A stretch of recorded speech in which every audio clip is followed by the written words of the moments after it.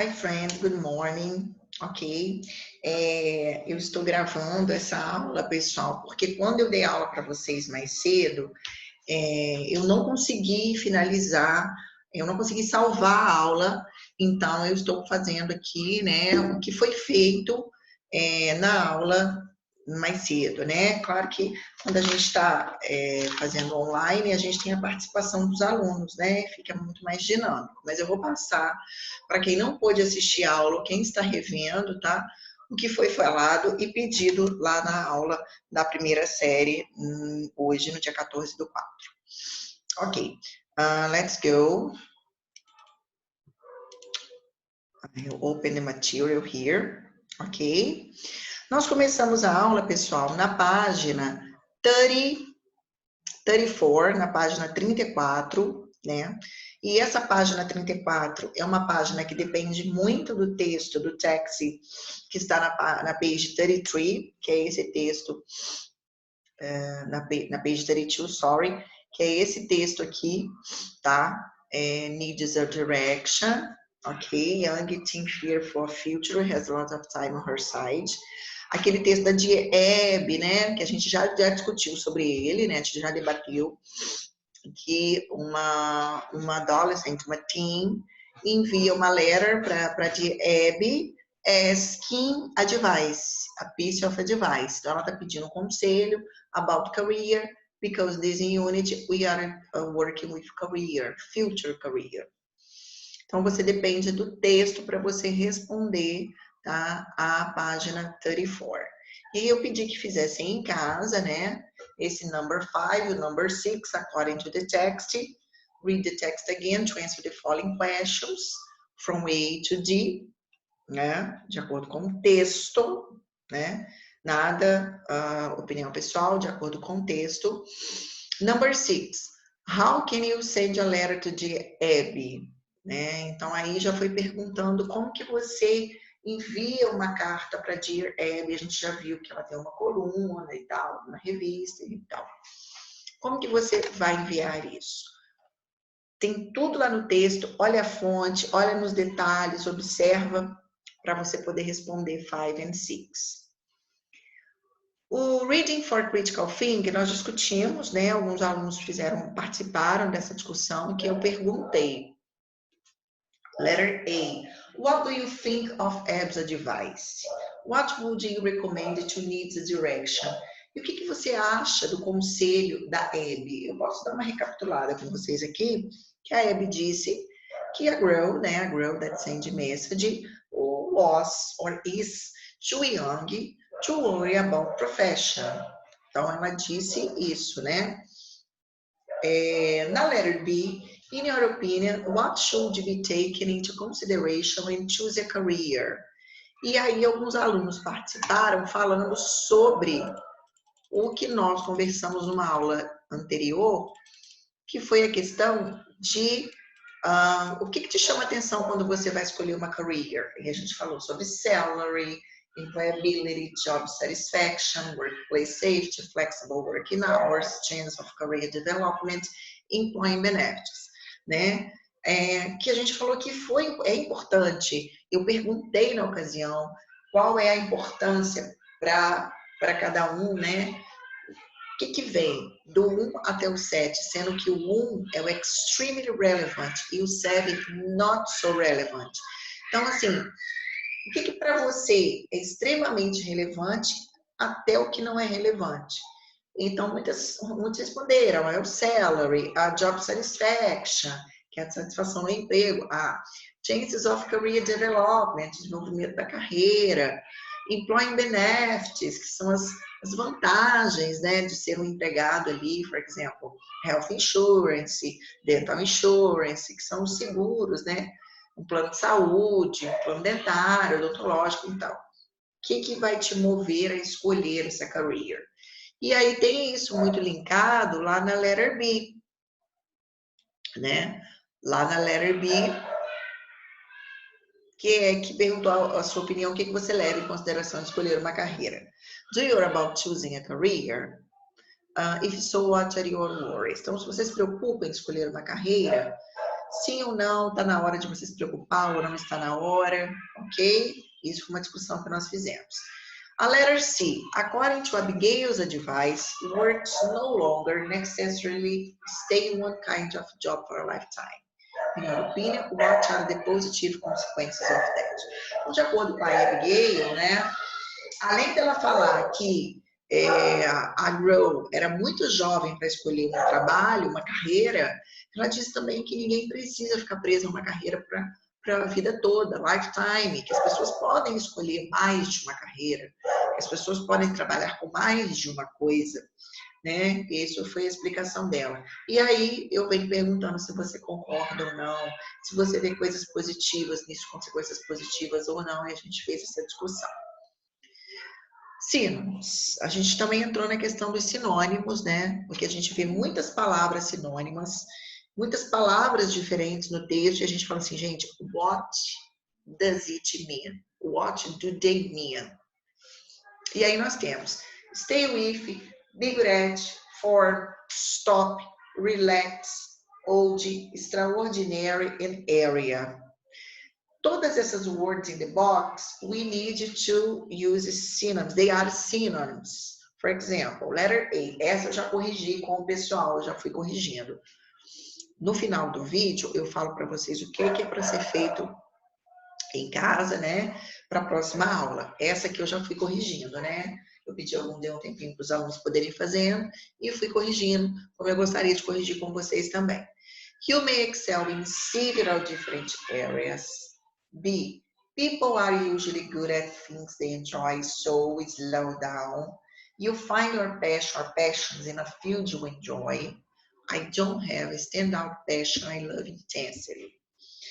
Friends, observe, excel in. Observe, slow down. Field significa campo. Pode ser o campo de futebol, né? When you play soccer. Ou o campo que você vai trabalhar, que você trabalha. Stand out. Tá? Então, essa daqui eu já fui corrigindo com o pessoal e já fomos trocando uma ideia, que foi o seguinte.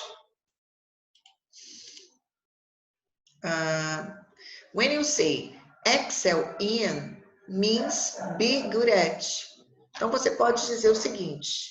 You may excel in several different areas, or you are good at several different areas. São synonyms. B.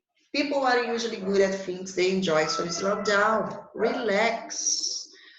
Uma aluna até tinha me respondido como stop, né? Mas o stop é no sentido de parar, o slow down é no sentido de você ir devagar. Então, relax.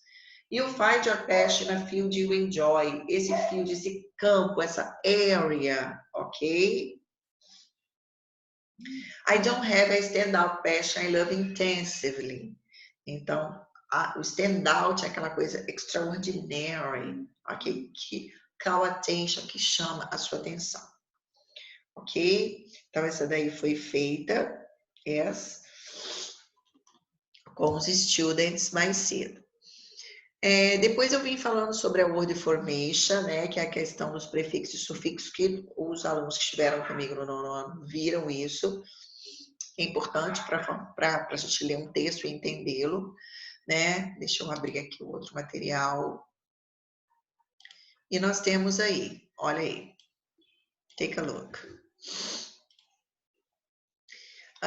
You know, for its common sense and helpful perspective, what do the words in bold mean? Então, uncommon, o que o uncommon significa e o que o helpful significa? Pessoal, quando a gente vê que ganha o an antes da palavra, né, é um prefixo. E a gente já conversou algumas vezes sobre isso, e a gente sabe que o prefixo an, ele dá uma ideia oposta, contrária. Então, qual seria a resposta aí? Né? Common passou a ser uncommon. E helpful, aqui não foi prefixo, aqui foi sufixo full. Esse sufixo full, ele dá uma ideia oposta, ou ele dá uma ideia de que é cheio, né?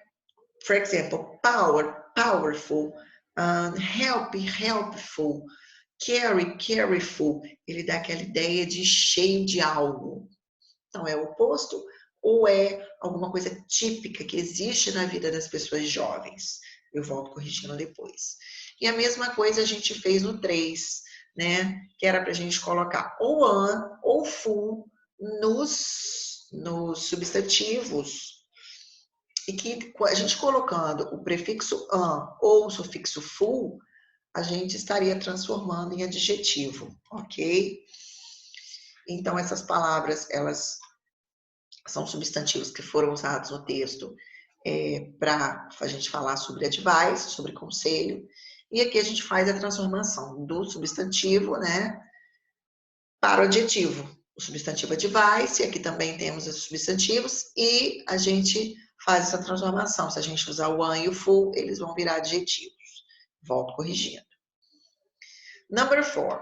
Write a sentence about Ab's letter of advice using one of the adjectives from exercise 3. Aqui era você escrever uma frase, né, sobre um conselho da Abby, né, Ab's letter of advice, usando um dos adjetivos que eu vou mostrar para vocês depois. Ok? Aí a última parte que nós fizemos foram as prepositions, né? Nós temos as palavras good, involved and worry.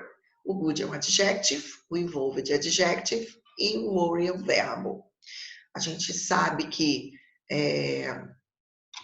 as preposições, algumas são determinadas para alguns adjetivos, para alguns substantivos, para algum verbo. Eles pedem a preposição, tá? Uma preposição que é deles, por exemplo, depend, depend on, belong, belong to. Então, interesting, interesting in. A gente sabe que tem as preposições certas para algumas colocações, ok? Vamos lá no material do professor, que a gente já vai corrigindo. Ó, number 2, então a letter A foi the opposite of common. A letter B means typical of young people. Ok? Essas foram as marcações. O número 3, a gente viu que o help, né? O help ele virou helpful or unhelpful. Então a primeira ela ganhou um sufixo e full, a segunda palavra unhelpful ganhou. Além de um sufixo, ela ganhou o prefixo un. Use passa a ser useful, que é uma coisa que é totalmente útil, ok? Necessary ganhou o prefixo unnecessary, ok? Something unnecessary, então quando você quer falar em português, é desnecessário isso, né? Unnecessary. Expect ganhou o un, o prefixo un ficou unaspect, dando ideia negativa. O unhelpful, unnecessary, unexpected, todos com ideias negativas. Agora o helpful, useful, não, ok? Com o full, eles têm uma ideia bem abrangente, né? Que eles estão cheios daquele sentimento e daquela utilidade. Número 4, ficam aí personal answers, eu dei alguns exemplos. I gave some examples to you. Ab's letter contains useful advice. Abby offers some helpful pieces of advice. I asked you to use adjectives above to make sentence with Ab's letter advice, ok? Então aí tem algumas dicas e suggestions. As prepositions para a gente poder encerrar. O good, você fala good at, good for, good with. Então, assim, depende muito do contexto, tá? Esse good, ele é acompanhado de preposições. Então, a gente tem que sentir aí o contexto para usar a preposition. He is very good at music. Então, ele é muito bom em música, é uma habilidade. Quando você quer mostrar uma habilidade, você usa o good at. Vegetables are good for you, for me, for our health. Tá? Então, eles são bons para a nossa saúde. Ou para você. She was very good to me when my husband died. She's good with figures. Então, como to é para você dizer assim, ela foi boa para comigo, né? Ela é muito boa com miniaturas, tá? Então, quando você quer dizer alguma coisa que é boa, tá? Para alguém ou para alguma, com alguém ou com alguma coisa. O to e o with. Involved, take part in something. É você estar envolvido em algo, né? In, he is involved in a road accident. Então, ele estava envolvido em um acidente na rodovia. E com with, she first became involved with the organization in 1998. Ela primeiro se tornou, né? Ficou envolvida com a organização em 1998. Na verdade, ela não estava envolvida em um acidente, né? Ela estava envolvida em um acidente e depois ela envolveu com a organização. Então a gente tem essa mudança aí, ok? Worry, preposition about, né? Ou preposition with. Don't worry about me, não se preocupe comigo, ok? I'll be fine. E don't worry the drivers with unnecessary questions. Não se preocupe com, não comigo. Não se preocupe com perguntas, né, desnecessárias dos motoristas. Então, a preposição é uma coisa que a gente precisa visualizar, estudar e ler bastante para a gente poder memorizar e entendê-las. E aí eu pedi que os alunos fizessem o 7 da page 35. Então, ficou assim, pessoal, as atividades para serem feitas para a próxima aula. Let me see here, because I took note.